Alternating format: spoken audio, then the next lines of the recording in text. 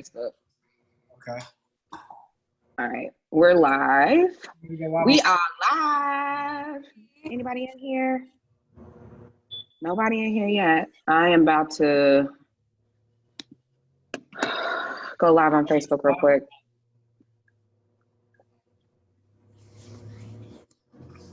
Somebody posted on one of my posts that I made that they were already in here waiting.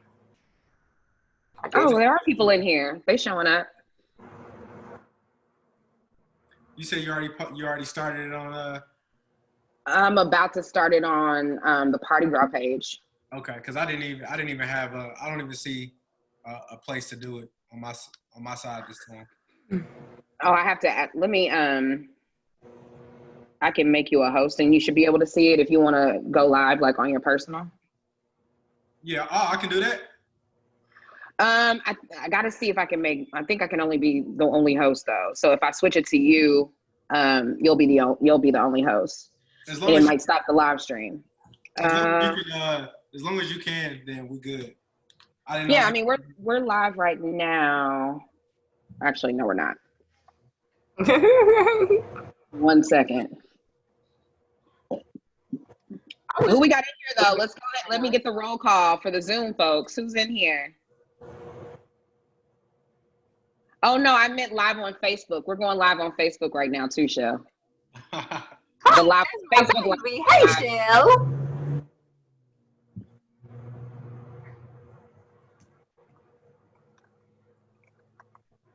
Who else is in here? Welcome, Shell.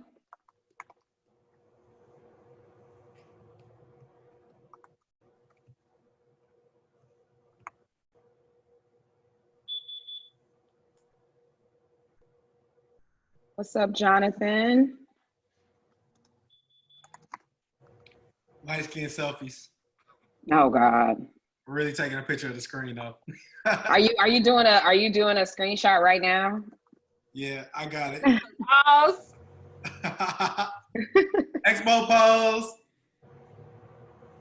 Look, I'm actually looking at the camera. All right, there you go. Expo pose.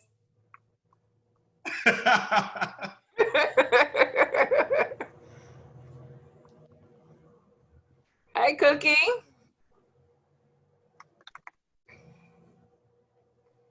Okay, got makeup artists from the east side. We out here. Everybody putting their titles and stuff. I love it. I know, that's tight. Love to see it. Hey, Cookie MUA from the east side. I'm on the east side too, Cookie. Come on, east side. I'm out here from the far east. We are here. Or at least on the far east. It is now streaming on Facebook, it says. So we are live on Facebook. What's up? All right, I think I see all new names this time, so I feel like we got to do a whole new introduction. I'm with it. All right, so welcome, guys. I know some more people are probably jumping in. I know we're live right now on Facebook. Good to see you guys again. We are back for the Thursday episode. I sound like I'm on a podcast. For the Thursday edition of Out the Mud, which is our Be Nimble series around finding ways to be more nimble in your business, especially as it relates to our current conditions and circumstances.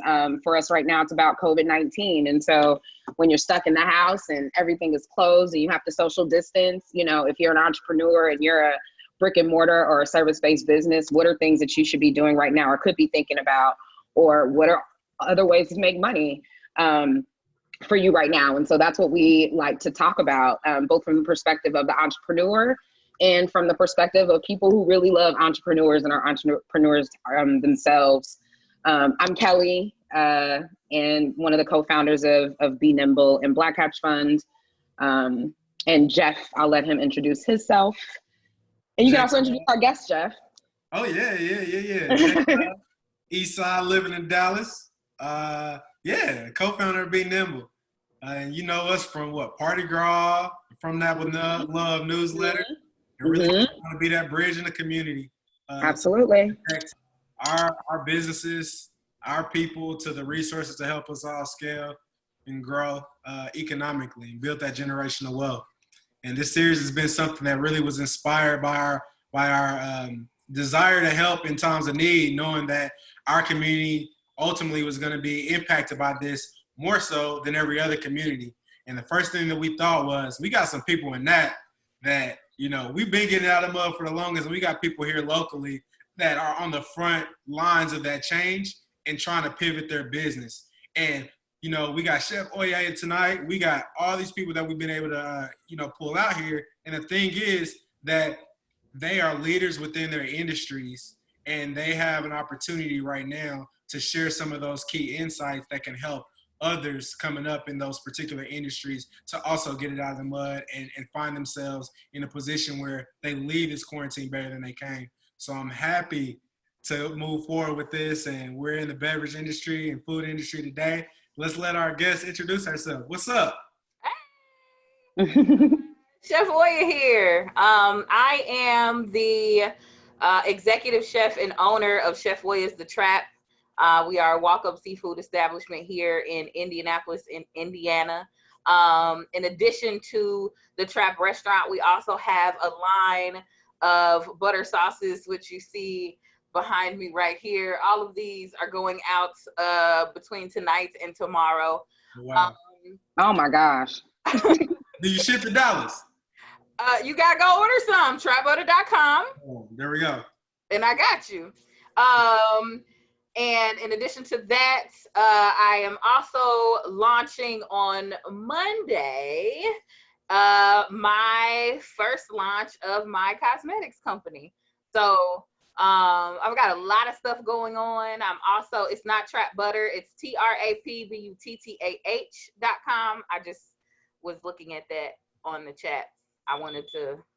I'm glad you used our words. I mean, I definitely had to have something that I'm y'all were talking about being from the east side. I was born on 42nd and Post. Okay, there we go. Oh, you from the side for real? I always say this thing. I am Naptown through and through. I was born on Fort Deuce. I was raised in the land on 29th and MLK off of Indianapolis Avenue. Then now I live in Gangsterville. I live right around the corner from the Trap. So I'm Naptown through and through, and it ain't nothing you can do to get me away from me. Sun when it's cold. We hear you. But yeah, I'm happy to be here, just to share my experiences and Absolutely. Let's put some people up on some game. For sure. And first of all, right, even before we get started, how are you feeling right now? It changes every single day, like, just to be honest. And I am very authentic and very transparent when it comes to my feelings and my emotions and my my spiritual growth and all of that on, all of like my social media and the people I meet on my daily walk. Right now, in this moment, I am grateful first and foremost. And I am excited because I just realized that I have positioned myself, all of the work that I've done over the last 3 years with the Trap, 3.5 years. I'm actually nearing on 4 years with the Trap. We've been open for 3 years, just over 3 years, but I'm nearing 4 years in doing this work. Okay. All of the work that I've done hasn't been to the standards of a lot of other entrepreneurs or a lot of other people. A lot of people think that I should have scaled a long time ago, or a lot of people think that I should have gotten into the a sit-down restaurant a long time ago. People keep asking, when you gonna open a sit-down restaurant? And it's just like, nah, I'm doing this organically, and I never wanted to move at a faster pace that was necessary for me just to keep up with what somebody else was doing. So I'm happy with myself because I have positioned myself to be in the same exact position. I would still be in the same exact position right now, or maybe I would have just still been sitting on a couple of things that I'm in a better position now because of COVID. And Okay, let's talk about it. I mean, seriously, like for real, like let's get like we got. It sounds like we about to dig right on in. Right on in. We about to go past conditions. Like the conditions don't even matter because you already jumped over the hurdles. The conditions do matter. The conditions do matter. All the conditions always matter. You know what I'm saying? Because it's very important, I feel, to always pay attention to your surroundings and what's going on, and you know what I'm saying, stay ready so you don't have to get ready is what you know what I'm saying.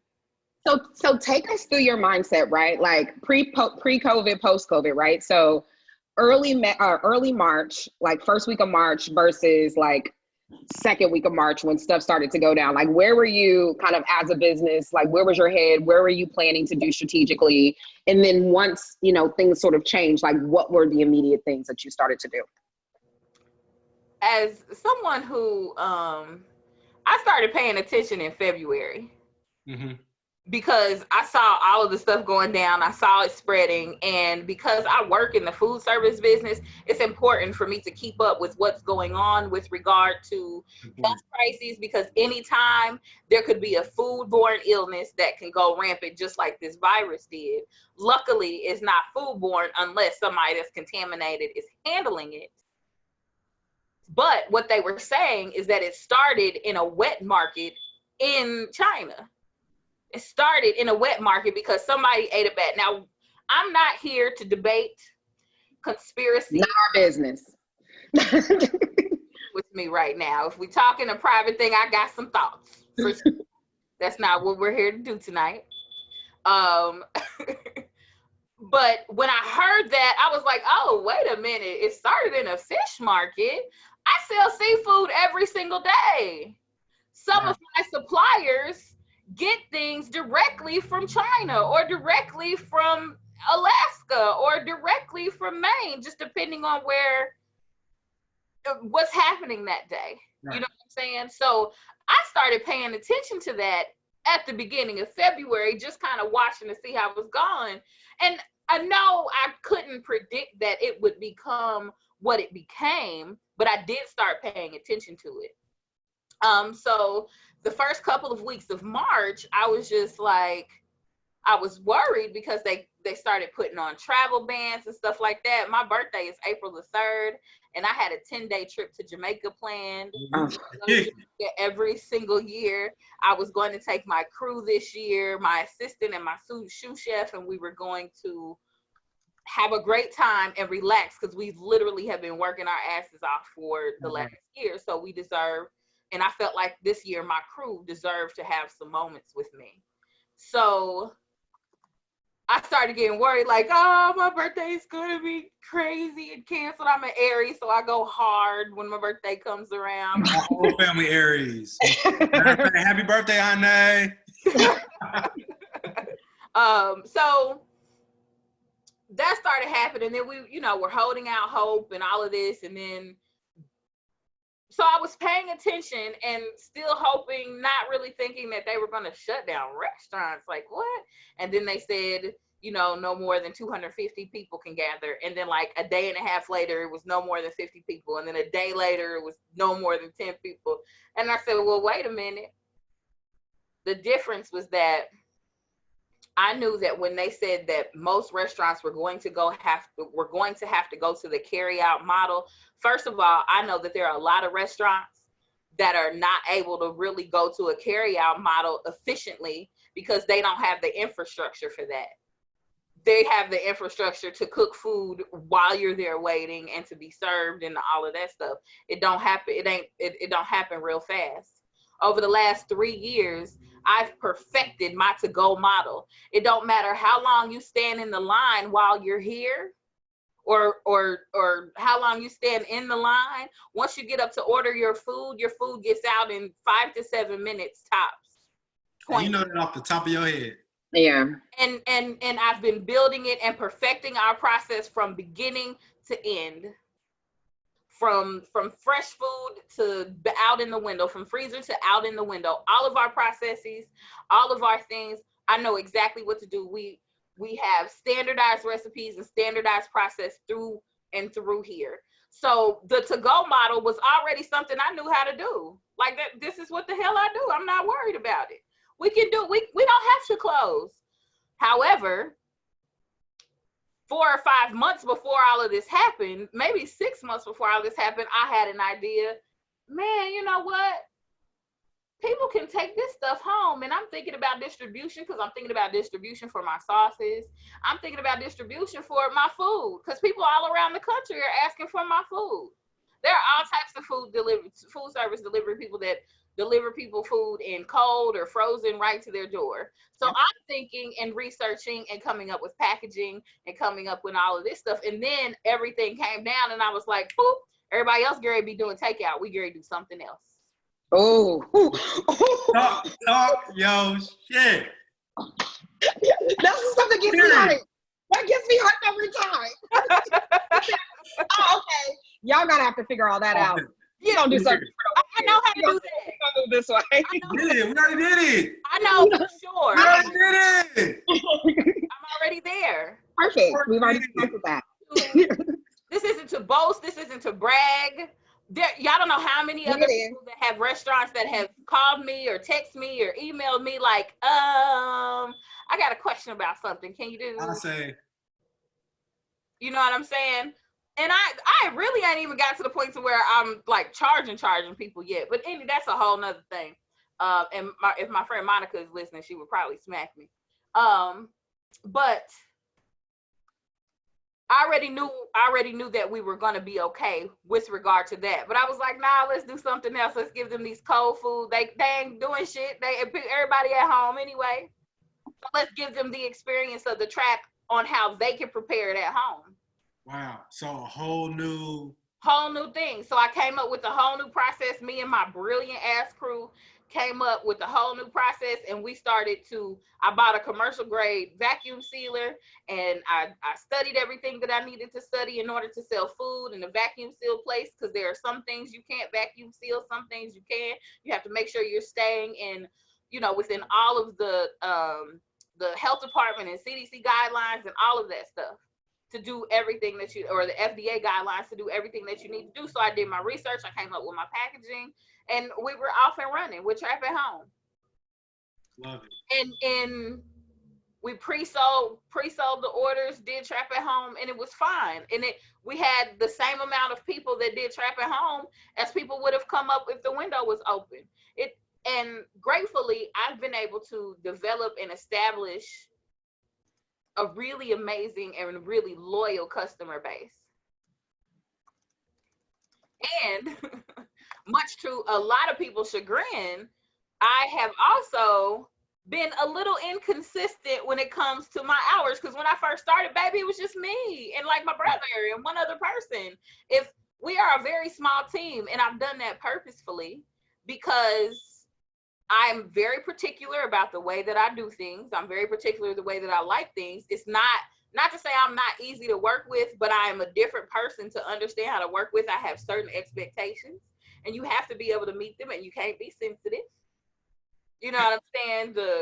You do things the way that I need them done, because this is what works.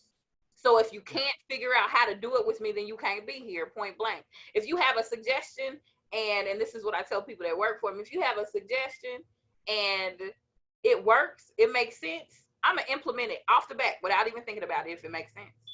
But if it don't make sense to me, girl, do something else. No, we're not doing that.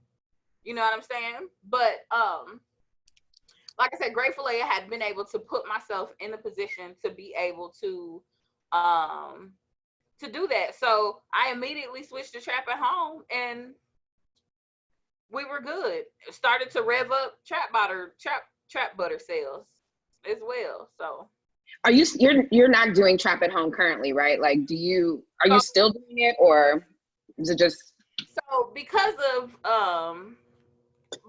COVID, I also wanted to we don't know how this thing is going. It was for Right. for a long time, nobody really knew how long it stayed on services and how long it spread. And we just knew that the most immunocompromised people were going to have the worst time in this. And then it got to because first of all, it went from Black people not being able to contract it Right. to only Black people dying from it.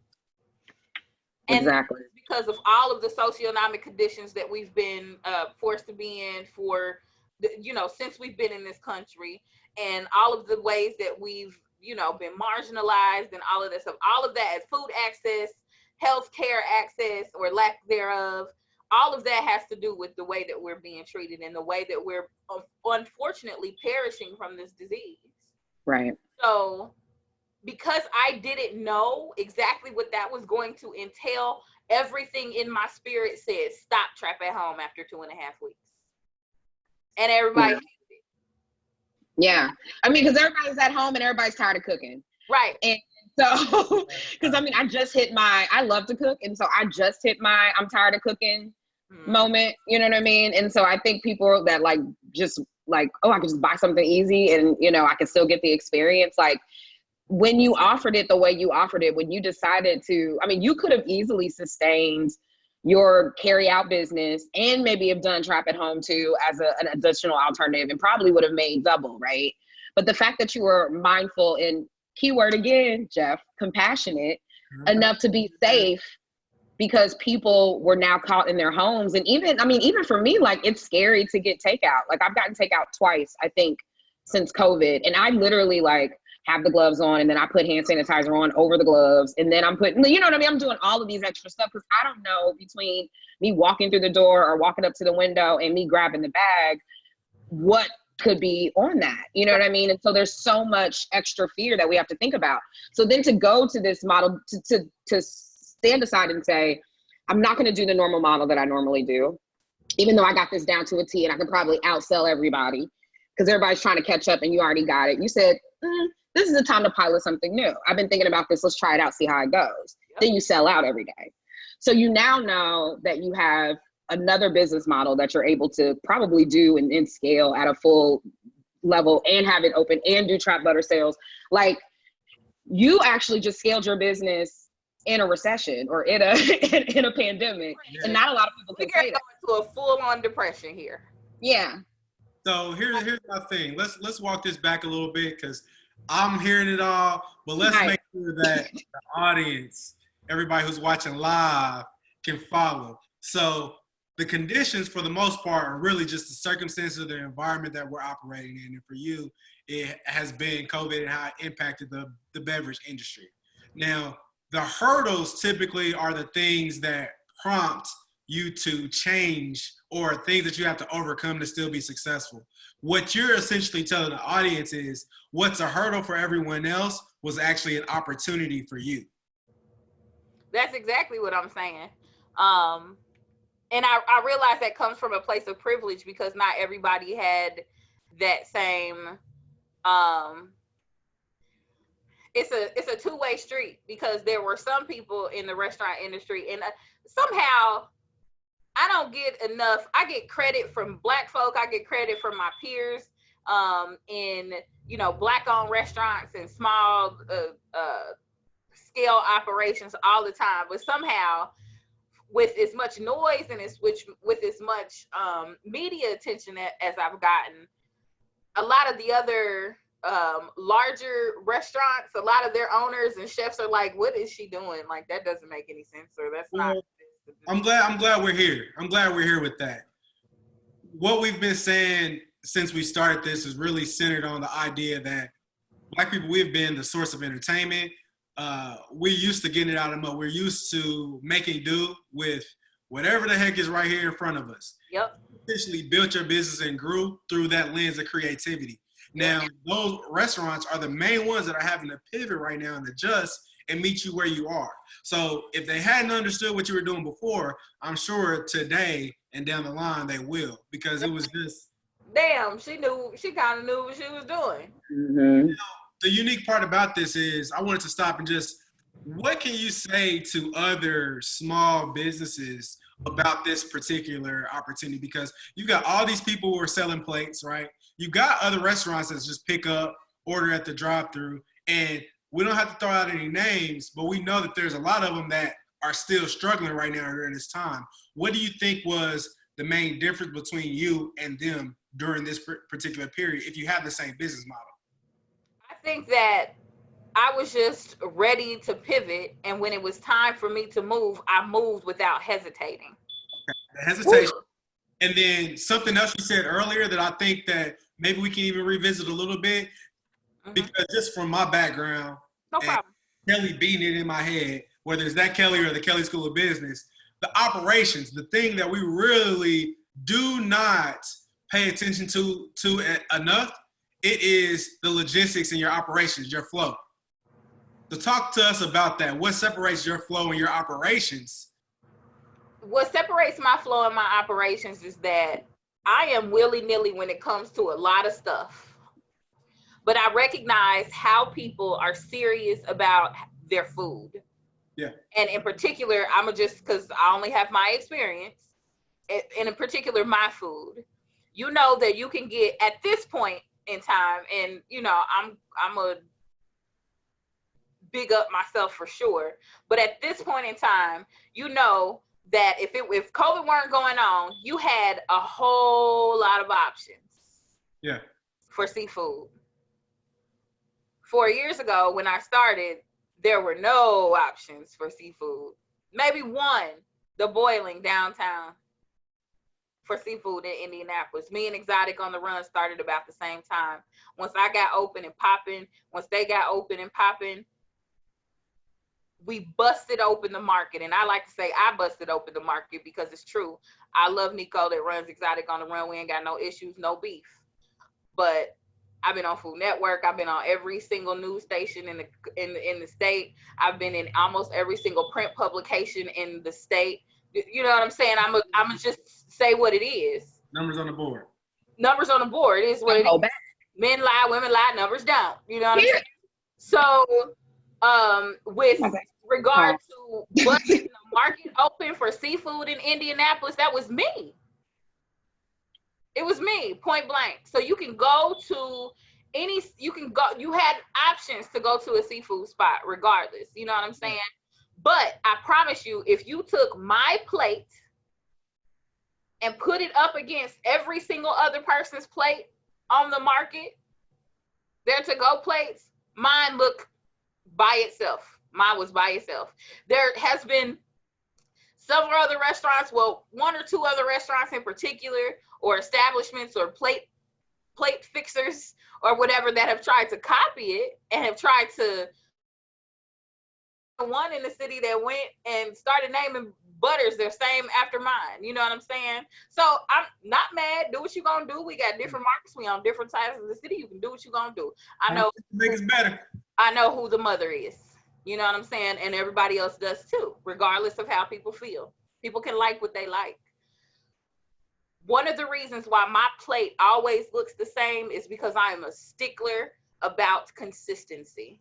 And the only way that you can be consistent in your food presentation and in your food quality is if you're consistent with everything else that comes from that. If you're consistent with your suppliers, if you're consistent with I can't even use a different tray because the different brands of trays don't even look the same in you know what I'm saying? Because the food doesn't fit the same in them. I always have to use the same type of tray, the same size. There's no, and being absolutely unwavering when it comes to your quality. Like, I don't play. If there is ever any time that you walk up to this purple window and I say I don't have something, it's because it wasn't up to my standard to either serve or buy. So you can be mad if you want to, but I'm not about to waver on that, because then you're going to get something that you're not accustomed to, and then you're going to be mad at me and talking crazy on social media as far as that's concerned.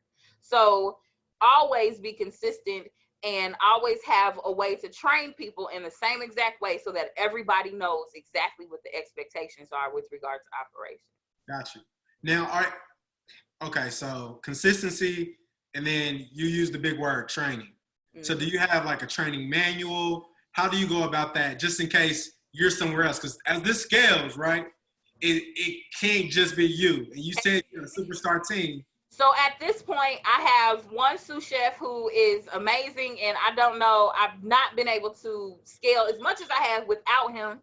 So he knows how to do everything in here, front to bottom, back to front. With regard to that, I'm also working with my assistant and him in order to actually make a training manual, because we've had several other people come in and out, and several other people have been good at what they do. But what we know now, and what I know now, is that in order to grow how I need to grow and scale how I need to scale, I know that training manual has to like be in. So these are just little small business growing pains. So like we're literally in the process of writing a training manual so that everybody else that is hired from henceforth is able to know exactly what things look like, exactly how to place things in the tray, exactly what their time and temperature modes are, exactly what everything is, so that I'm as consistent as possible. Now, I've been able to make sure that everybody does that because I've been here, but I'm not going to be here because I got trap butter operations to run. I got stash box operations to run. I also, and this is some new information and not a lot of people know, but I also have a lot of software coming in about 5 or 6 months. Like it's a bunch of stuff going out. I'm ready to roll. I done unlocked some new level of thing. The swag unlocked. I'm like all the butter. But quick, so there's a question centered on, like, we can pivot a little away from training, but there's a good question about how are you handling the labor situation, your employees during this time? Like, has anything changed with that model? So fortunately, no, because I had one employee I had to fire a few months ago, so she was no longer here. I had another employee who decided, to quit right before all of this stuff jumped down. So right now I only got 2 people, and my assistant and my sous chef, they're going to be here regardless. Them is my riders. I call us the fire sign Grand Trine. I don't know if y'all know anything about astrology, but when you have 3 signs in 3 cardinal signs, or when you have 3 signs in certain placements of your chart, it makes a triangle. And I have this particular triangle in my chart, and everybody around me fits those triangles. So I'm an Aries, my assistant is a Sagittarius, and my sous chef is a Leo. So I am the starter. My sous chef is my assistant is my sous chef is the doer, and my assistant is the finisher. So I'm the visionary. I get all the ideas. I say, hey, I need this, and this done at this time, at this point. And this is where it's important to really build your team around your own strengths and your own weaknesses. Woo! Let's speak on it. Let's speak on it. I have my assistant is able to, like, she's like a damn genius, and she's on here. Her name is Shell. Hey, Shell. She can, I don't even know how to describe it. I could be like, I was thinking about this, and she's like, bet.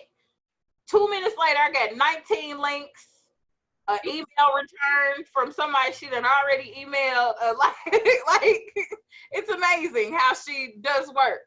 You know what I'm saying? An executioner. And be able to get together to work for years together, and finally everything made sense in both of our lives for us to be able to work together in this way.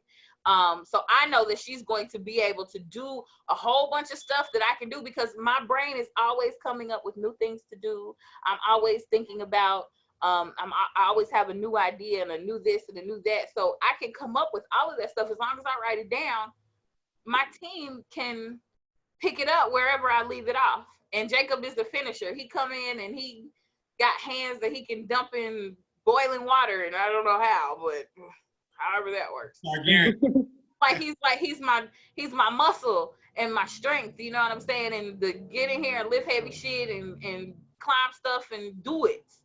The doer, you know what I mean? So it's important to build around you, it's important to know yourself well enough to know exactly what you can and can't do so that you can hire people and have people around you that can fill in those gaps for you.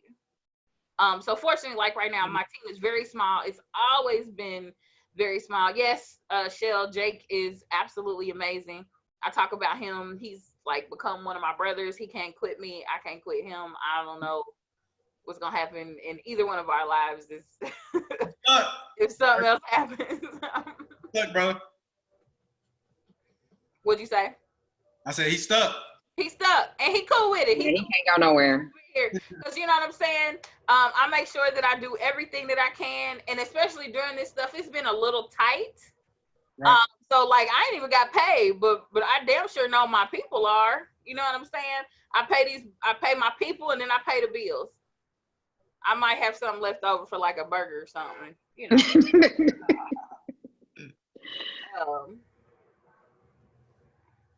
So, Chef, I have I call you Chef because I just feel like that's just what a chef should be called. So I call you Chef. I love that. But I'm curious.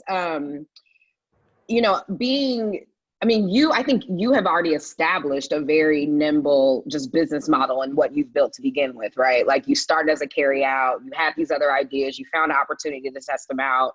You've already been, you know, kind of in e-commerce selling with the butters. You now have another like beauty brand that you're about to launch that I'd love to like talk a little bit about too. But when you think about potential advice that you can give to other people in the food, restaurant, bar, beverage industry that are currently going through some other troubles. And that can be, you know, if it's a restaurant that can't figure out takeout, or if it's a chef that's still trying to figure out how they can, you know, cook private dinners or whatever. Like, what advice would you give them, you know, especially as we kind of emerge into a post-COVID-19 world where things may not go back to being the same for a while? What advice would you give them? First of all, things don't need to be the same because we know that this world is not necessarily or was not necessarily operating in the best interest of a lot of us. So things don't need to go back the same.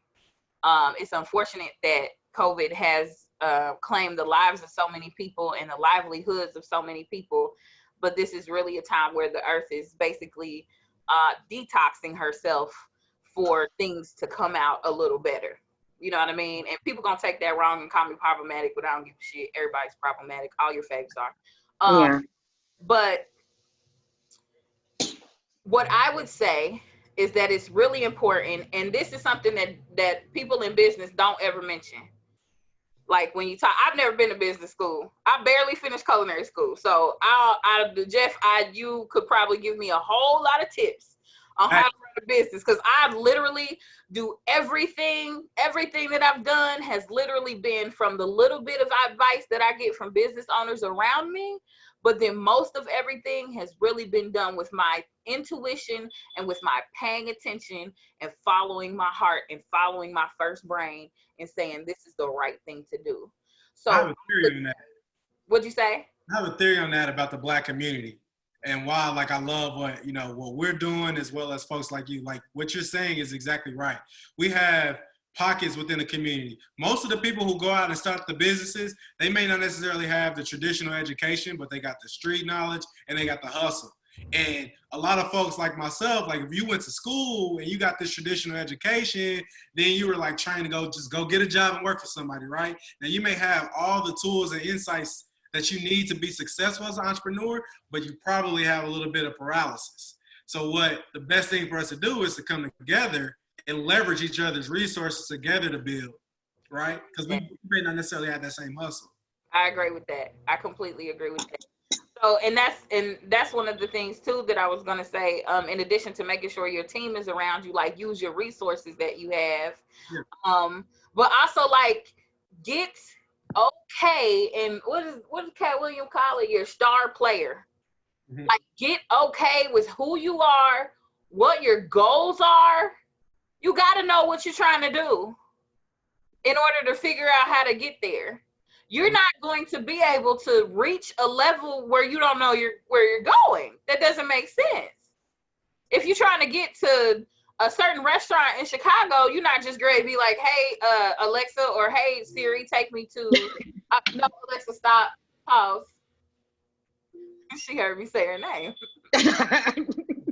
I think mine heard you too, because mine beeped.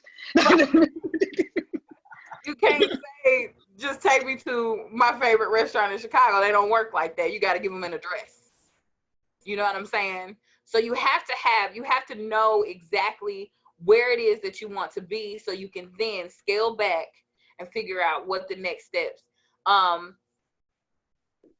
lot of times, and right now in these really, really uncertain times for a lot of people, and like I said, I know that I talk from a place of privilege because I have been able to scale up. My business has done better. I have been able to go into different levels of business and about to open up a brand new one, and I know that I'm going to be okay. But a lot of people aren't in that same mode. So I'm sensitive to that, and I understand that. And I have colleagues and friends that have sit-down restaurants that might not be able to ever open back up. It's sad. My And favorite so, restaurant can't open up again. what'd you say? One of my favorite restaurants down here in Dallas, I thought they would never close. I mean, because they'd be busting. Yeah. They shut down for the foreseeable future. Sharing what restaurant that is with me? Campuzano. And they got like a patio scene, great, like traditional, only 2 restaurants. They on 2, and they sent something out there. One of the first ones to say that they just can't. They canceled. They're shutting down that one location. Wow. For the future. Yeah. Pause, but we shutting this down. So. Yeah, and it's unfortunate. But all of your hard work, all of your talent, everything that you learned, every relationship that you built is not all for naught. It's not all for nothing. It might seem like that right now, but it's not all for nothing. So what you got to do is you got to sit back, do what you have to do to get back on your grind and back on your hustle. You know what I'm saying? And sometimes it's okay to quit. Sometimes you have to quit. But most times, like literally most times, and I've been saying this real heavy for the past like month, sometimes it's okay to quit. But most times you just have to pivot, like literally. You just have to figure out what else might work. And that's really some actions, and you've really laid it out for the most part. So now I just want to kind of like organize it again for the audience. But a key action that I'm pulling out about what you've done in this moment, aside from the fact that you were already there were still actions that you had to take. So number 1, you said that this was the perfect time for you to get one of your other ideas off the ground, which was in my pocket. It was literally in my pocket. I just had to pull it out and be like, okay, let me unwrap it. Right. So for the audience, is saying, all right, this is a time right now where it's an opportunity to test out and pilot some of the opportunities that I've been trying to go after in the first. What are you gonna lose? Now, one that came natural to you, but I don't even know if you really even seeing it that way, is even if your restaurant shut down and maybe you did have a storefront, something else that separates you is that trap butter right there. So you're a restaurant, right? So you have the food and everything like that, but then you also have a product. One of the things that I tell people too is that anybody can sell seafood. Anybody can sell seafood. You can go to Restaurant Depot and get a case of crab legs for cheap. You can go and get some potatoes and get some corn. Anybody can put together a seafood tray. But everybody ain't got trap butter. Let me give it This is a commercial. Not go through the links that I went through to find the right bottles, to figure out if my formula was even okay to put into a bottle legally and healthily, to make sure I knew how to seal everything and correct everything, to make sure that everything about my label was complete, to make sure that I had the nutrition facts correct, to make sure that everything on my label, just in case the health department or the FDA want to come in here and question me about something, ain't nothing on here that ain't what's supposed to be on here. Right. People like to take shortcuts. And people and I'm seeing this with a lot of people, and I I recognized that I started selling crab leg trays on my front porch in May of 2016. Trapping out the bando. I was literally trapping off of my front porch. I realized that not everyone has the same vision, but trap butter was a thing. Trap butter was already bottled and labeled and branded, and my everything was already in place before the restaurant even opened up. So the trap can close tomorrow. They can come and shut my shit down tomorrow, but nobody can take away the work that I've done to get trap butter off the ground. At this point, I have 5 sauces available, and one of them is vegan. Wow. And a good point, and I know Kelly, I've been taking over, but what you're good. I mean, I got stuff to, I go know, ahead. I already know. But this is coming from me, an action, right? I'm going to type it out first. I got my notes over here. IP. Protect your IP. What you just basically said is, if it's shut down, you still got the ingredients, you still got them sauces, and that's residual income. That's brand. It's trademarked, it's branded, it's in the process of being copywritten. Like, you ain't. Right. So that's another action for everyone. Yep. That's another action. Diligence. And yes, that is an action. Do your due diligence and do the work. Like, so, where'd you go? So I'm sorry to cut you off with that, but I think that's something that everybody's always asking, right? But you did it. So where'd you go? What was your process to go get yourself trademarked? I have a really good friend that was able to, she does all of that. I'm not sure if she want her name out there like that because it's not something that she does completely professionally. But I knew somebody that was able to that had done that before for something that she did, and I had her do it for me. I had to pay her. I had to be willing to pay her a pretty good amount of money to do the work. You got to be willing to invest in yourself. Yep.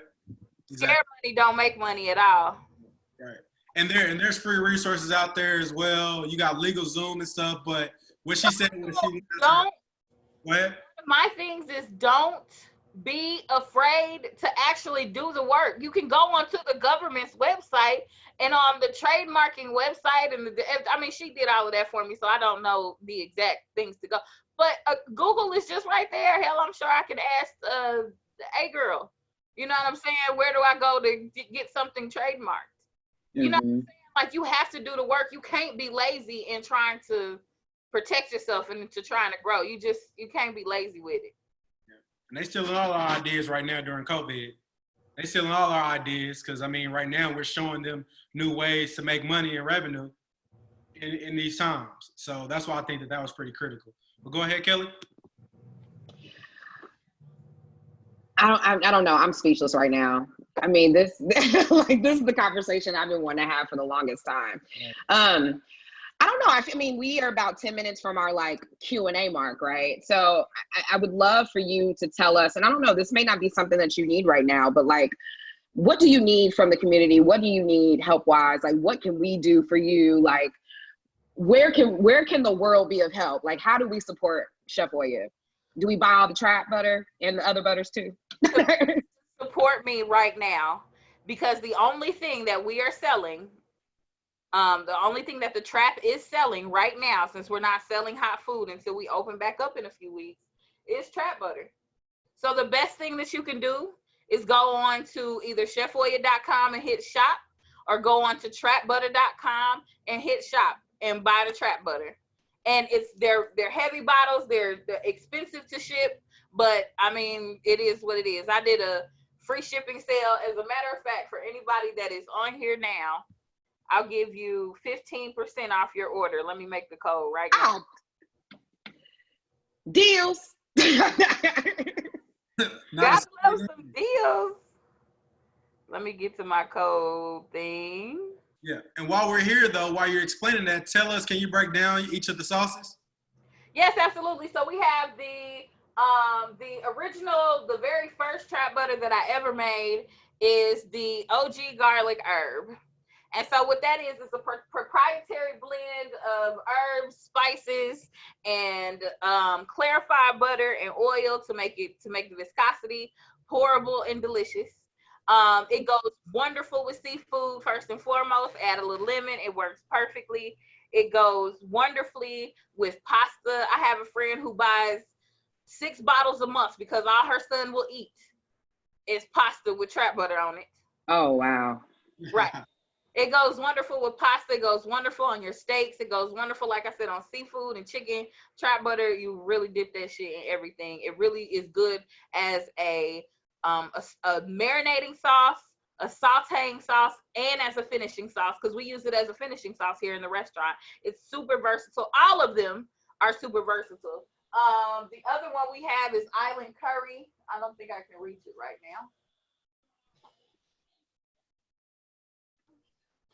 The other one we have is Island Curry, and that is a West Indian, a Caribbean curry blend. In the same, we use basically the same ratio of clarified butter and oil in each of the blends. We just use different seasonings for them, and that's a little game too for people that are not to reinvent the wheel for everything. I can put almost anything in my base.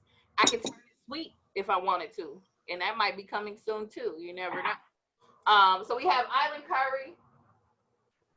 We also have, I don't have my sweet Thai chili, but we also have Yard Jerk. And this is a Jamaican jerk flavored. It's tangy. It's just a little bit of heat. Super duper rich and flavorful, made with authentic Jamaican jerk spices. We also have sweet Thai chili. Let me see if I can grab it real quick. I don't have one in reach. And if y'all heard that, just in case y'all didn't hear, Chef Hoya gonna give y'all 15% off as soon as we get this code. I'm gonna drop it. The code after I get done talking. I'm gonna drop it in the chat. This is like can you see it? That is our Asian inspired flair, a little bit of teriyaki for some sweetness, some honey, some chili paste. It's really delicious on, also delicious on noodles like rice noodles or glass noodles, saute, whatever. It's good on chicken and shrimp, vegetables. I already know which ones I'm getting. I'm about to place an order right now. No, I am. And I need that jerk for sure. Yeah. And then we have citrus chive. And this is like my version of lemon pepper. Okay. But this one is my baby, the newest one of the group. And it is also vegan. So we don't use the same exact butter base. I had to formulate. And it took me about 3 years to come up with a real good one. Because all the rest of them wouldn't pour like I wanted them to. You know what I mean? So this was 3 years of every couple months I'm getting back into the kitchen trying to figure out what was going to work for this, and it finally came together. So this is citrus chive. It's a really good lemon pepper. So you can pour it on some wings, pour it on your vegetables. It is really, really good on potatoes for some reason. But yeah, that's our vegan butter. So the vegans don't have to act like that I don't have anything for them, because I was vegan at one point in my life. So I get it. I understand. But yeah, so that's where we are as far as that's concerned. Your code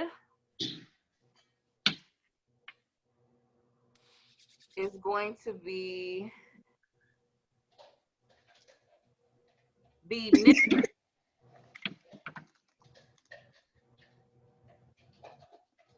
I mean, what other code would there be? What else would be? What other code would we? I done lost my head. I done lost the ear pod. We lost the AirPod on that one. All one word. 15% off. All one word, Chef. What did you say? Yes. I said all one word. All one word. 15% off your entire order starting now. And there we go. I'm not going to take it off for right now. I'll give y'all a few weeks to. Matter of fact, if it's okay with you, we'll post it on our social media. Yeah, we'll put it on our social. I just dropped it in the Facebook thread, and I'll put it. So, Perfect. Hey. Yep. Hey. Well, technically, with this last like 25 minutes or so, we usually take questions. And I don't know. You dropped so many bars. Like I have to believe that there are some people in here that are chefs, aspiring restaurant owners, plate makers that are trying to scale. You know what I mean? I see y'all out here, you plate makers. Let's take some questions. Like I want to take some questions on Facebook. I'm trying to see what's happening in the comments right now, and throw some questions in the chat if you're on the Zoom or in the Q&A. I don't know, Chef Oya, I just have to tell you, like, I'm mad impressed. Yeah. Thank you. I like how you work. I'm grateful. There ain't too many people I give that kind of props to either, because I'm hard. I'm grateful for that. I work really hard, and I have really good conversations with my elders and really good conversations with people that are much, much smarter than me on every single level.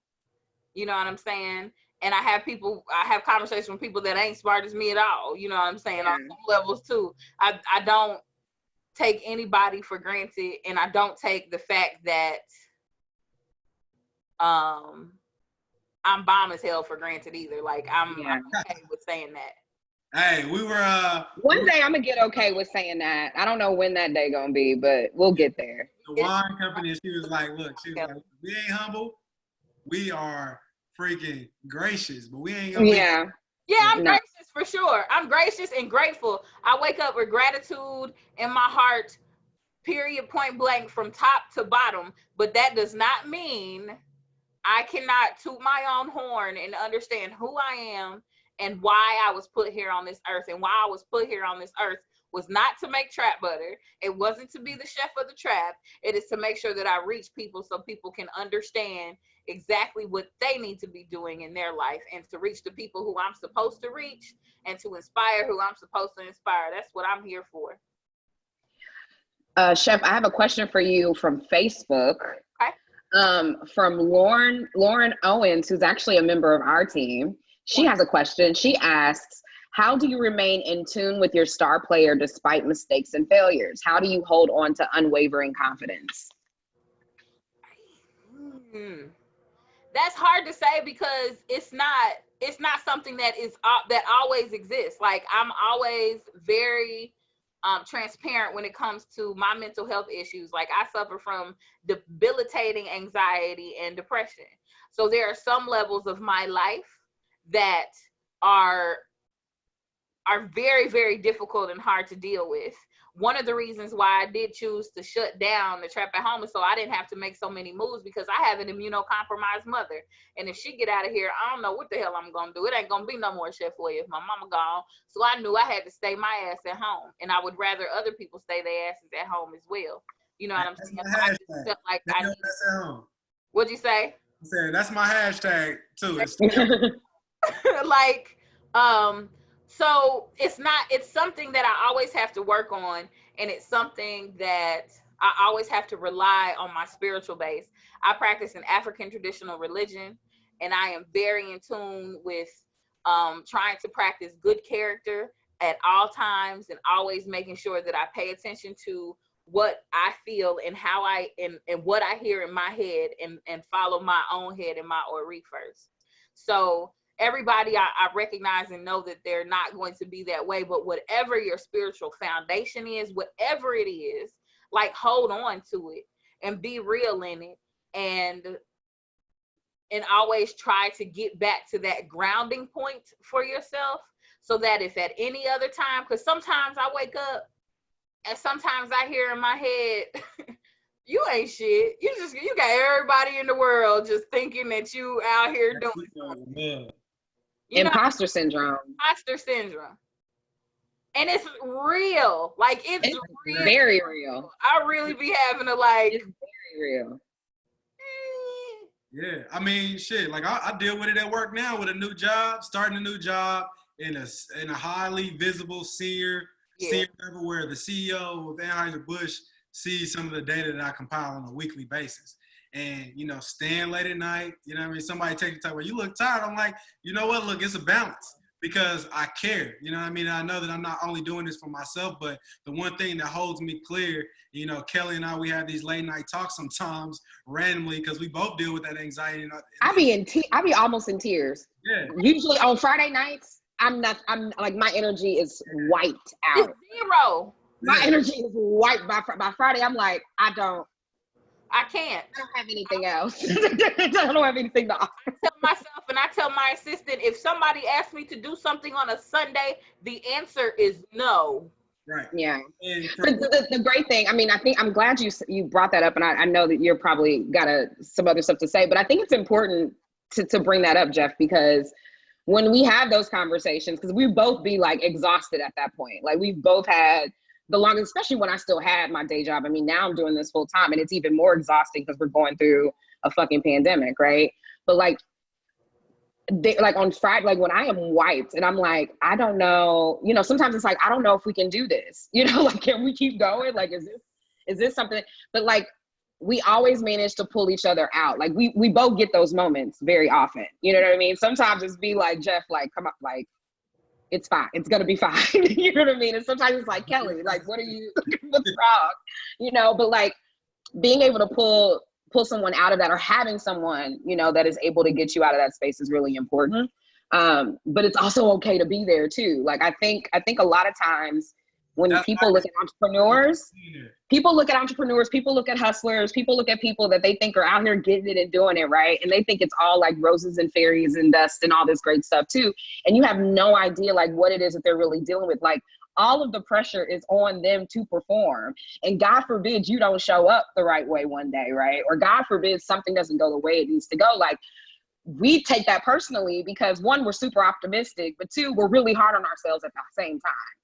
So having that, and then attached to that, having like anxiety and things like that, where you're just already nervous, like, doesn't really help. So having anybody, even if it's sometimes yourself, like checking you out of that is really, really, really important. But I also lean into my shit sometimes. Like, I'm like, if my body tells me that I don't need to, I'm not going to. I'm not going to do it, you know, and I'll bounce back on Tuesday. You know, whatever it is I got to do. But I think it's really important for anybody that's, you know, in either of these chats or even looking at any of this, to understand that it's okay. Just make sure you try not to sit in it too long. Because if you sit in it too long, then you'll just become inactive. But like, feel it, be okay with feeling it, and then get out of it as fast as you can and keep going, because there's so much more that there is to accomplish out here, other than being in your head. For sure. I had a... is really that idea that you said being rooted in your faith and sticking to that foundation. And for me, I'm a firm believer of that purpose that we have on this earth. And that's really what goes back to center me, because I feel like anything that we're going through in these phases is really just tying back. So when I find myself being replenished is when I'm having to talk like this. Yep. When we get back to being in alignment with what our vision is, whether it's a small or a big win. Because to me right now, being able to sit here and talk to you about Trap Butter and the idea that not only are you a restaurateur, but like, not only are you doing up and abundantly more than what many people are doing in this space, but you also have a product, is proof in itself that we're on the right path. Yeah. I tell people all the time too that one of the, like, I'm super duper, like I said, I've always been really authentic and super transparent with regard to my, you know, my headspace and what's going on with me. But I don't take for granted that I did grow up with parents that were always encouraging and always told me, oh no, you're beautiful. You ain't got to do none of the rest of that other stuff that other people say matters. You know what I'm saying? You are who you are. You're brilliant. You're this, you're that. Now, why the hell is that going off?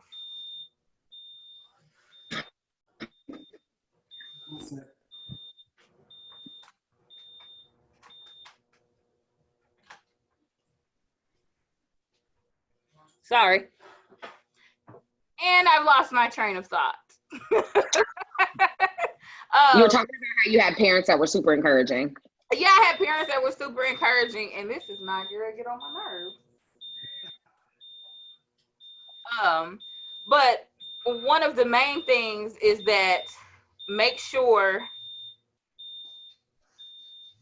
with regard to staying inside of your faith and your foundation. I don't know what that means. I literally don't know what that. Okay, whatever. It's playing with me. Make sure that you hold that and you hold that true, and don't let, like, you got to make it be unshakable. Yeah. Be unshakable. There was a specific thought that I had. It'll come back, I guess, if it's it'll bounce back. We got any other questions out here in the streets? I think I have a little question. It's probably a very small question, but actually it's a two-part question. So one, I'm really curious to know, I mean, this is something that you probably can't teach, right? But like, where does that intuition, you think, jump out for you the most? You know, when you're thinking about new products, when you're thinking about like where you want to start, the fact that you were very, you know, you didn't want to scale the restaurant too fast. You wanted to stick with being a takeout only and not scale to being like a traditional sit down. Like, what are the things that you think are driving you to make those decisions for your business, despite what other people may say you should do? Because you're supposed to have a restaurant by now. Right. You're supposed to have a restaurant. A few of them. A few of them. According to the world.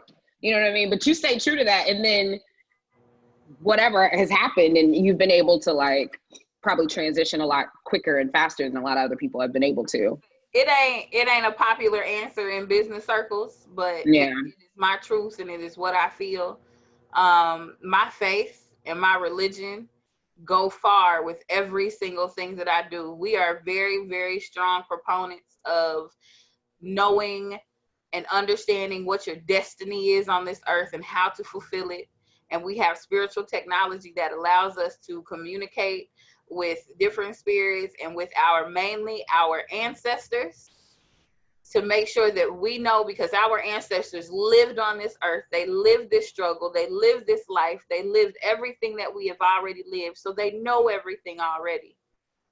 And so they are in the afterlife, or they are doing whatever they're doing in the ancestral realm. But what their main goals is to make sure that their people that are still walking on this earth are doing what we're supposed to be doing to fulfill this earth. Nobody comes to this earth to just come and not learn a lesson or leave a lesson and leave. You know what I'm saying? So fortunately, I've been able to find a really amazing spiritual family and spiritual teachers to allow me to make sure that I am in touch with myself and my spirit and with my creator and with my predecessors, to make sure that I am always doing what I'm supposed to be doing. You know what I mean? And my intuition comes from that naturally. So when I hear sit the fuck down, I sit the fuck down. Before the stay-at-home orders came, before shelter in place came, before anything was named COVID or Corona, if I got an idea in my head that said, "Now stay home from work today," or "Now you don't have to do this today," then I don't do this today. I always do what I'm supposed to do for my people. I take care of my family. I take care of my crew. I take care of my friends like they are me. And so I think because of that, a lot of people recognize and understand how real I am in a certain amount of ways. Because a lot of people out here talking about how they do this and how they do that and how they help this so much and how they help that so much. I don't tell nobody what I do or what I give or where I am or what I be or who done got what from me or who done got this from this. I just go about my life and do as I'm told when I'm told to do it. And everything else falls into place. Yeah. So we actually had a question for you about how do you handle people who are jocking your fresh, jocking your style. That was my second question. You know what I mean? How do you maybe even slander and putting dirt on your name? Putting dirt on your name. What advice would you give someone about that? Because we probably have. Fuck up too. Huh? I said I'm not perfect. I fuck up. You know what I'm saying? I do. And I'm not afraid to admit when I do or when I have.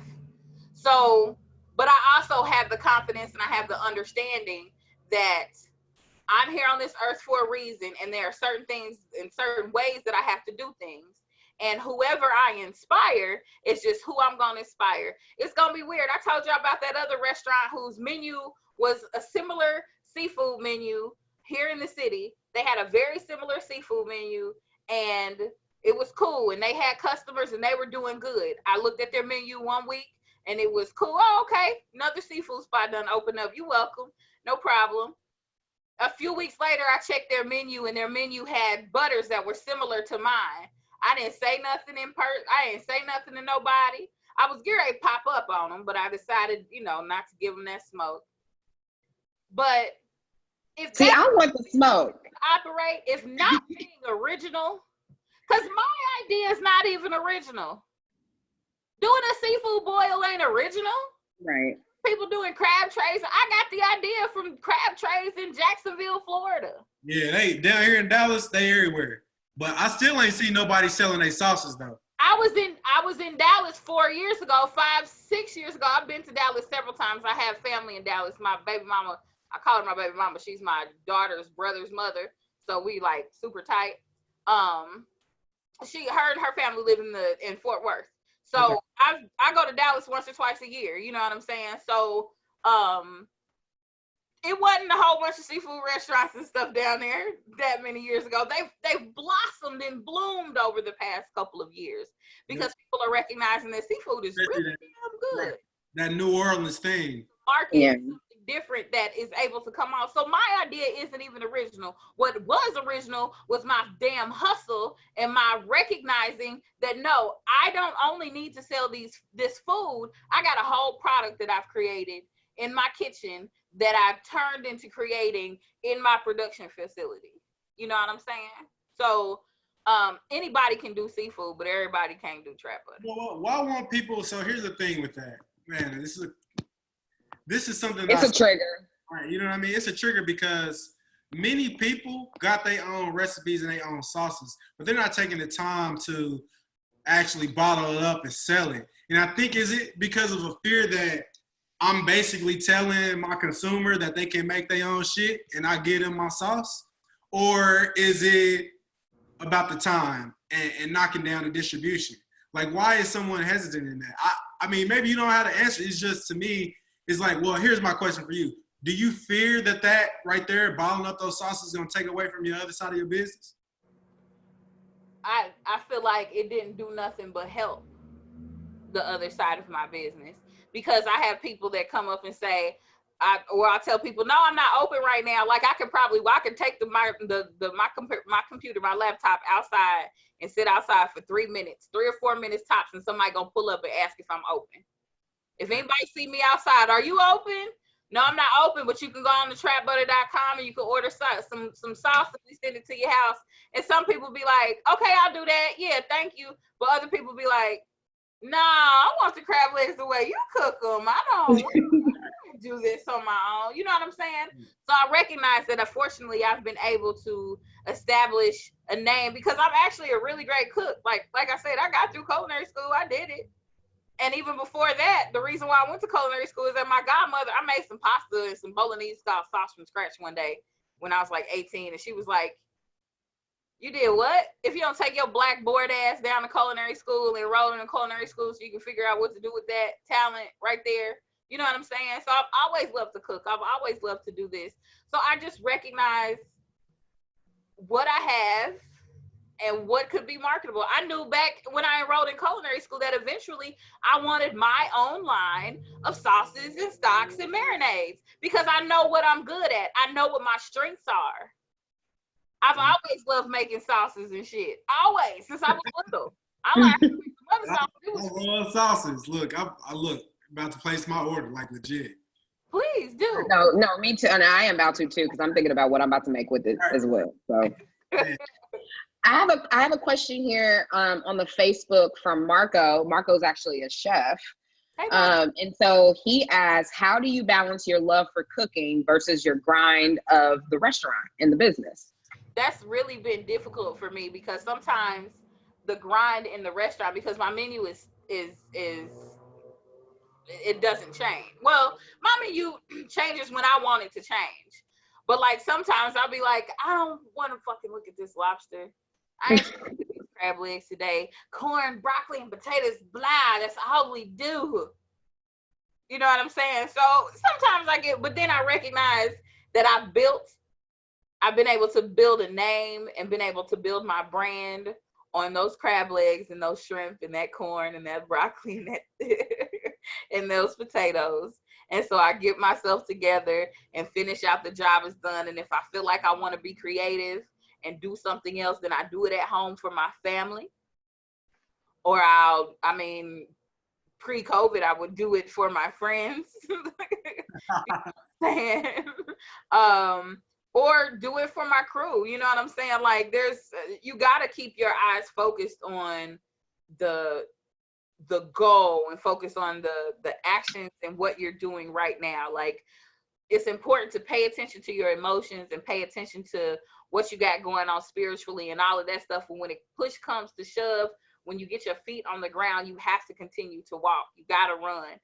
You know what I'm saying? I said earlier that sometimes my head gets in front of me and sometimes I suffer from debilitating anxiety and depression and that imposter syndrome and all that stuff. And sometimes I literally cannot get out of bed because I'm so bored or I don't think things are going well or I don't think this and I don't think that.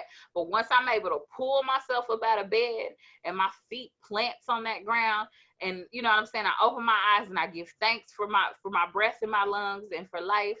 I plant my feet on the ground and I get to running and I go hard until I get back in the bed. And that just is what it is. That's a word. I might need to set up like a weekly, you know what I mean, like psych session where I just vent with Chef Oya and just give her an opportunity to have a place where she can just vent. And then I vent back and then we just go back to doing work. Hey, let's work. That's all it needs right now. Cause listen, we can do that. Like you talking about the real, the mud. This is the mud. Yes. This is the real mud. Like this is the stuff that people do not like to talk about. All they see is, oh, y'all got party girl, whatever. You know what I mean? Like, they want to focus on. There's way more than that. There's so much more. It's like this is not an event. Your order came through. Thank you very much. I appreciate it. My order. I got to get my order in. Yeah, well, you got time. I'm gonna get me. I think I'm definitely getting me this. Got to get the trap, and I think I got to get the jerk, and I'm gonna just get all the butters. I'm gonna get the package. That package is where it's at. To be honest, I might just get the package. I got all of them. The code is Be Nimble. And in all the butters package, what you get is you get the 4 original butters. And if you want to order the vegan butter separately, you can do that. It's trapbutter.com, TRAPBUTTAH. Make sure you add the H on there. Yes. I'm over here butchering. Heavy on the butter. Yeah, I dropped it in the Facebook Live. We are close to close down time. Any last words before we log off? I have a little sign off stuff that I have to announce, but I didn't know if anyone else wanted to drop their socials, drop where we can find everything one last time for the road, and then we can talk about what we got coming up next week because we got more to do. So you can always go onto the websites, which are chefoya.com, CHEFOYA.com, trapbutter.com. Hold on.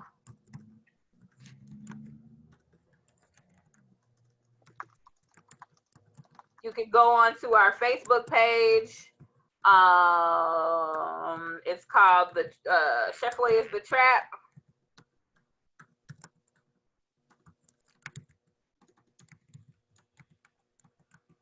On Facebook, you can go to our Instagram pages.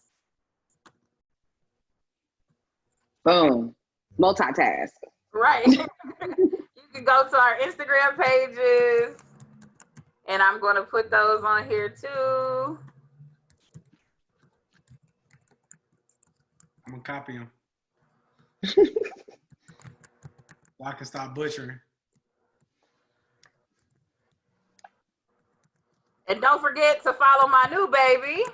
Yeah. Oh, we didn't even get to talk about that. It's okay. We're doing a beauty episode here in the next I think probably the week after next, because there's another live stream we're doing next Thursday. So we're gonna push our another one back, but it's gonna be based around beauty businesses. And I want to talk about what you're doing with Stashbox. I think that will be super perfect. So yeah, of course. But introduce it now. Real quick and let y'all know what Stashbox is. So we have Stashbox is and I don't care who I offend or whatever, because I am who I am, and I am who I am. So Stashbox is created for the pretty busy pothead. We are women that love to be beats and on point, but don't necessarily have the time to do cake face every day. I think I look fine. I've got on some of my lashes, and I got on one of my lippies. All you need is a good brow, a beat lash, and a bomb ass lip, and you're there. And because we can't even really go outside without masks on, we also have a PPE section as well. So we're gonna have masks. Come on, don't play with me. So there's that. He's leaving no stone unturned here. no stone unturned. Products. Our first products that we were working really, really hard on is our luxury magnetic mink lash system. These are lashes. I used to spend 2.5 hours sitting on the table and $200 sitting on the table getting professional minks put in, or individual minks put in. They were beautiful. They lasted a long time. They were great.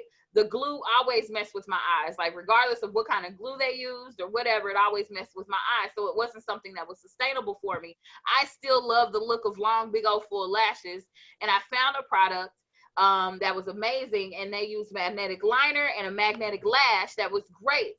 However, whenever I got those products still weren't up to my standards, because they weren't long and full and fluffy and wispy, because they were using artificial products. So I went to a manufacturer and I asked them to make exactly what I wanted. So we've come up with 3 different types of lashes. Right now, here is what they look like. They are magnetic lashes. So they come with a magnetic liner.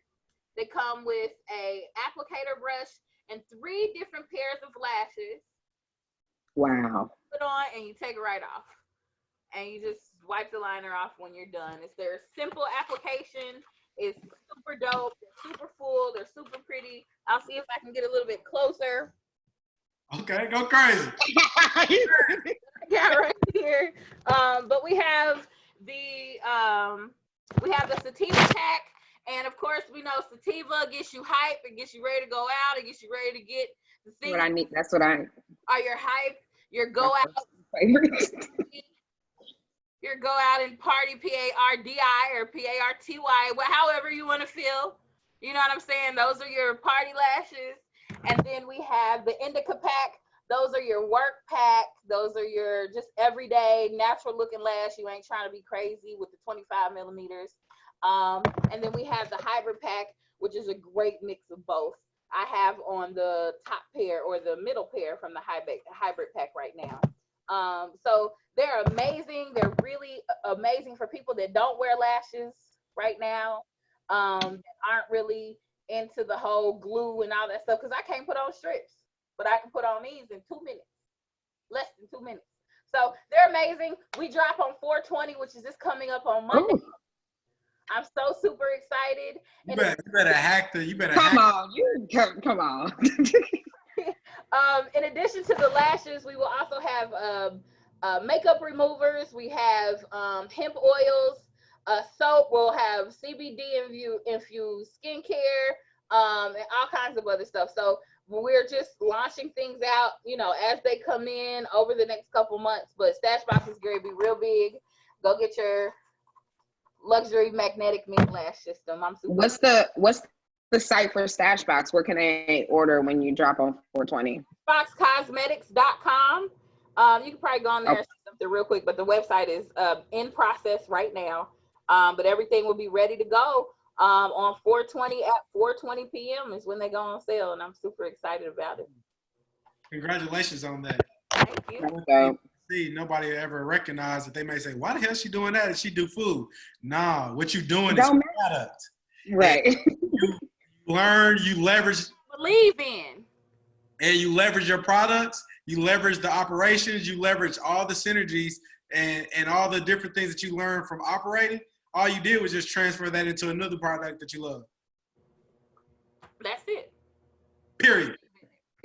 Point blank. Hey. Thank you for your order, Jonathan. I appreciate that.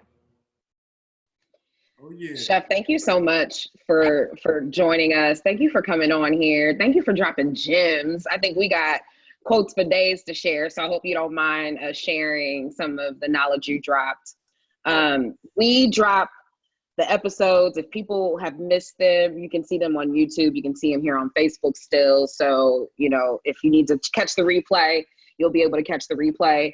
We do these every Tuesday and Thursday. Next Tuesday, we have a really special episode. It is going to be about tech enabling your business. I think a lot of what we've been trying to get a lot of businesses, industries, et cetera, to understand or even to think about right now is how you can transfer from a brick and mortar space or service-based businesses and start thinking about how you can digitize your products, tech enable your products. I mean, the obvious example is, you know, you told people about your trap kits, you put it on Facebook, they can order on the website, boom, they pick them up and that's it, right? You drop shipping products right now, you have a mink line coming out. And so a lot of people don't know what they need to do in order to make those things happen. So we have CTO extraordinaire, entrepreneur extraordinaire, also one of our winners from Party Gras and Be Nimble, Daria Henry, who has been doing this for a ton of years and is going to be here to give you guys all kind of tips on what kind of things you can use to make your business a little bit more nimble and start really trying to tech enable it. So that's what we're going to be talking about next week. This is for everybody in the industry. And this is open forum. So we want to take questions from you guys. We want to, you know, take questions live, but we'll definitely take a lot of questions before because we want to give him stuff that he can kind of start to answer as soon as we get online. So this will kind of be a mailbag version of what we've come to do. So you can currently RSVP for that right now on benimbleco.com. And then on 4/23, we are going to be featured on a live stream at, I believe, 7 p.m. with Indianapolis Recorder, talking about tech entrepreneurship. And so as soon as that information is out, we will share that. And hopefully you guys can join us. And then, you know, we'll be back the next Tuesday because I think we're still going to be in quarantine. And so as long as we're in quarantine, we about to be talking these bags, period. It's bag season. So we're going to talk about bags. And I think we're going to talk about beauty because, I mean, there's been several industries that have been hit really hard with this. You know, beauty is obviously one, restaurants are one, live events are one. And so I want to talk about the beauty industry. It's my favorite industry. I love hair. I love skin, nails, beauty, all of the stuff. So I'm excited to talk to some really cool entrepreneurs that are doing really dope things. I really think we should have you back on that one. I'm willing to do a panel on that one. We should have like 3 or 4 people on that one. We haven't figured out who all's coming yet, but we should have at least 3 or 4 people on that. Because that's going to be a great one. So stay tuned for all of that. Follow us on everything. We Like to Party, Be Nimble Co, Kelly Nicole, Jeff.Dreams. Jeff, you can do your own sign out. We love these. These give my heart a lot of energy because we are in the mud daily. You know, we are out here. You know, I went on a rant on our last session talking about how these tools that have been created to help sustain Black business or just small businesses in general are not working. And today we found out that all of the PPP is out of money. And so, you know, I think it's very clear that you know, these systems, you know, not only don't work for us, but they're not working for other people. And it's really interesting when we talk about small businesses that restaurant groups like Potbelly's and Ruth Chris can get millions of dollars in small business money. But then our small businesses can't live and sustain and get absolutely zero. So now is the time more than ever that we really need to be supporting each other, supporting what people are doing. and really helping to use this time to help maximize what it is that we can do already, right? So don't be afraid or be scared to be innovative. Don't be afraid or be scared to do this work. Be nimble in all that you can. And that's all I got. Jeff, you take us to the bridge, and then I'm gonna finish my wine. Let me hear it again. Thank you, everybody. And along with the Be Nimble chats and everything, we understand that it's not all just business. So every Friday, we do the Netflix party. Oh yeah, I forgot our Netflix party. Doing a live demo and walking us through a specific meal, simplified with things that you probably got at the crib as you stay your ass at home. And if not, simple things that you can probably just pick up at the store or order, leveraging one of the online delivery aspects. So tomorrow, watching the premiere of the new show by the Blackish team, Kenya Burris, Wifey, all of them, watching Black AF tomorrow live. And we also have Chef Paul from Paul's Kitchen walking us through how to do shrimp burgers. So that's the blackest meal I ever thought of. Look, shrimp it's like, look, it's bougie, it's black. It's like it's black, but you got money because it's a burger, but it's shrimp burgers. So, for that. I love Chef Paul. That's the homie. Yeah. So yeah, look at our We Like to Party page. We've posted all the ingredients. It's been live since we started this chat. Let you know all the ingredients you got. Then tune in on our Facebook Live. We're transitioning to live on Facebook because our people love the live. So Facebook Live. So he'll be walking us through step by step how to make shrimp burgers as we watch and we connect with Black AF. And then we'll be back next week with another one. Every week is a surprise. Shout out to Jasmine. Shout out to since we got him, since we got the homie on here too. Shout out to Chef Co. Right. 7. They've been highlighting and gathering the chefs. So look, we need to get you on one of these weeks too. Walk us through something. You know what I mean? After you should definitely do a Saber 317. Ooh. That trap butter, you know what I mean? After deliveries is coming in. When my office is finished, I'm working on right now. Next Friday. Working on my distribution and warehouse right now. So floors, and I'm getting everything painted and I'm getting everything in. But I'm building myself a kitchen studio in my office. So Food Network want to be funny and not put me back on and give me my own show. I'll do it myself. So. Oh, well, period. We got to bring you on. One of these weeks we're gonna do a show. One of these weeks we're gonna do it. We got to feature you. You walk through some maybe an at-home seafood boil. Maybe we do that. We can do that. Hey. Oh please! Oh my God! That's next Friday. We just got to come up with the right movie. The movie gotta fit the trap butter. Right. We we can just watch that. Jazz is gonna reach out. She got you. She'll definitely reach out. Well, thank you guys. I love when y'all pull up. This is so much fun. Thank you so much, Chef. Jeff, we did another one. Consistency. Shell, you the MVP. That's all we know. She definitely is. We in the mud, you know what I mean? Make sure you're wearing these out. Don't be playing. Yeah, come on. Put on your PPE. Put on your PPE, please. Take care of yourself. Wash your damn hands.